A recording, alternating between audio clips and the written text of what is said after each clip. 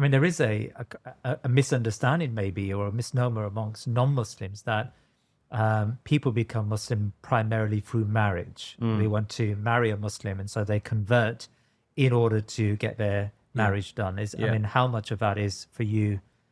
I mean, we have seen, a person will come to I mean, the I'm not saying masjid. that's wrong. Yeah, that's Yeah, what so we've yeah, seen a person will come to the masjid yeah. and they take the shahada, and then the following week they're booking a nikah.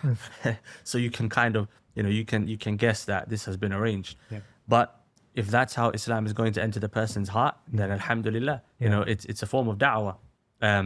And generally speaking, when a person enters into Islam, they don't leave it.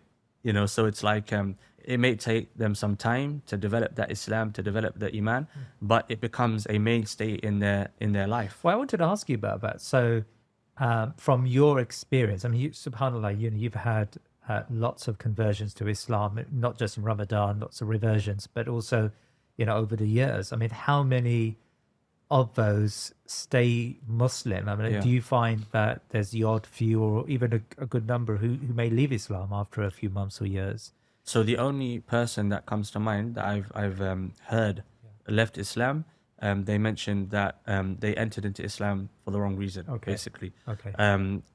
And other than that, I haven't really, I haven't come across someone that's left Islam. Right. I mean, they may waver in their Islam, but I haven't come across someone who's entered into Islam Yeah. and then a few years down the line said, no, it was a mistake. Right. It's you see, like, they waver, maybe up and down, except for those. I mean, there are lots of reverts that are studying, like in Lewisham now, we have a large, when I say large, I mean in relation to other areas, community of reverts who are studying seriously, memorizing the Quran, studying the Arabic language, studying fiqh. Really? Yeah, so alhamdulillah, we have a few who have studied in Egypt for a few years. MashaAllah, really? So there are, I mean, a young brother, he became Muslim, I think, a few years ago. Now, he's got a Quran teacher, he's proficient in his recitation of the Quran. MashaAllah. We have a particular young brother, he became Muslim, I think, 3 or 4 years ago now, maybe 3 years ago. And we have an Arabic class weekly. He's the most advanced student in the Arabic class. Yeah. And it's been going on for 2 years.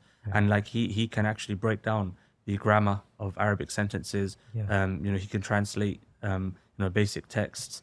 He could even hold a basic conversation in Arabic, and he was teaching those who entered into those who were born Muslim some of the basics of Arabic grammar. That's how seriously he took it. So I've seen that side, but I haven't seen a side where people leave Islam. Really? I've seen it's usually an upwards trajectory for those that become Muslim. What impact does this have on Muslims who have been Muslims all their life? I mean, does it impact their own observance of Islam? Definitely, it's inspirational. Really? A friend of mine who is a revert, he came to the masjid and he was studying Islam in Medina, so we were there at the same time, and he recited some Quran, and one of the imams was shocked. Said, when I heard his recitation, and this is from someone who entered into Islam, it's definitely inspirational, and it should be, and it should also make those who are born into Islam appreciate the gift that they've been given. When you see an individual who has been looking for something their entire life and find it and take it seriously, it should make you question, why am I not taking this seriously? Something that I've been, born with, I've been gifted with. And it is a shame, when you have someone who became Muslim 2 years ago who can now recite the Quran better than someone who's been a Muslim their whole life. What excuse do you have? This person has to struggle and strive to learn the language, to learn how to recite. So if they can do it, then why can't those that are born into Islam do it? So definitely it's inspirational. And for myself, like so as an imam, you deal with things that will take you up to the sky with positivity, and then you deal with things that will bring you straight back down. So it's like being around new Muslims, seeing them embrace Islam, listening to them, seeing them take it seriously. That positivity, it really is necessary for myself, because the other side is dealing with like high divorce rates, mental health issues, the issues of drugs and alcohol and the societal ills generally that are affecting everyone else. Yeah. So that's a real source of positivity for us in these difficult times, alhamdulillah.